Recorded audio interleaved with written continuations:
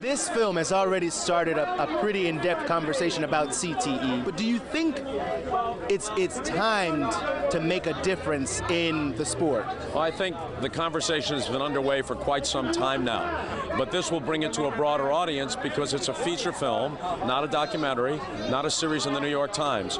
Each of these are pieces of accumulating understanding, but this will bring it to a wide audience in a dramatic way with one of America's most popular stars, Will Smith. Yeah, I wondered, he told me in our interview that he's a football dad. You know, his son Yes. played 4 years in high school. Yes. I wondered if he had known what he knows now about CTE, if he would allowed his son to play football. Well, I think one of the most bogus, kind of knuckle-dragging arguments here is that this is an assault on football.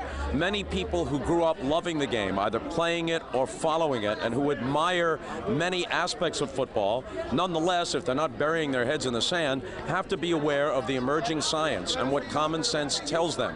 And if you care about the game, you want the game to be reformed to the greatest extent possible.